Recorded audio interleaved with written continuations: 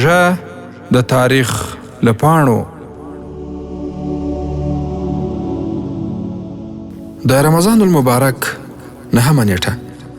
په دې نیټه کې د تاریخ ځینې اړینې پیښې او مناسبات.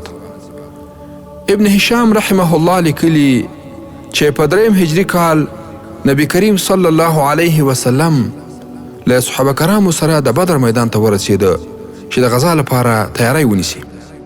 همدارنګه د روژې مبارکې په 9مه ورځ په 93 هجري قمري کال کې چې د 2012 میلادي کال د جولای میاشتې له 18 نیټې سره سمون خوړ، د اسلام ستر قهرمان مصعب بن نصیر رحمه الله د مکمل اندلس د فتح لپاره ملا وتړله او په لنډه موده کې د اشبیلي او طلیطلي ښارونه فتح کړل. په همدې ډول د 212 هجري قمري کال د رمضان المبارک میاشتې په 9مه نیټه چې د 820 میلادي کال د ډسمبر له لومړۍ نیټې سره سمون خوري، مسلمانانو د زیاد بن اغلب په مشرۍ د ثقيله جزیرې په سواحلو لنګر واچاوه او دا جزیره یې د صلیبیانو له منګولو څخه خلاصه کړه.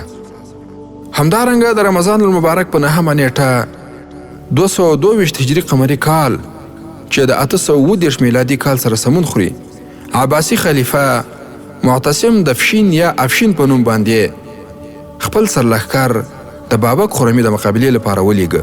فشین وتوانېده چې بابک خرمي ته ماتې ورکړي او د دوی مرکز البوذ ځینې ونیسي.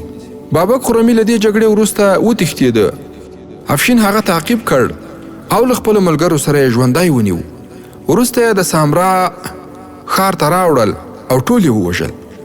بابک خرمي نږدې 20 کاله مسلمانانو ته پریشانۍ جوړولې او وخت ناوخته به یې د مسلمانانو په ښارونو کې لوټماری کاوه. همدارنګه په 409 هجري قمري کال د روژې مبارکې میاشتې په 9مه نیټه چې د 1008 میلادي کال د دسمبر میاشتې له 18 نیټې سره سمون خوړ، د مرابطینو مجاهدینو د یوسف بن تاشفین په مشرۍ د زلاقه په ډګر کې د صلیبیانو پاچا الفانسو ته ماتې ورکړه. د الفانسو په زرګونو تنه لښکر په دې جګړه کې ووژل شول. یوازې الفانسو له خپلو 6 تنو عسکرو سره په تېښته بریالی شو.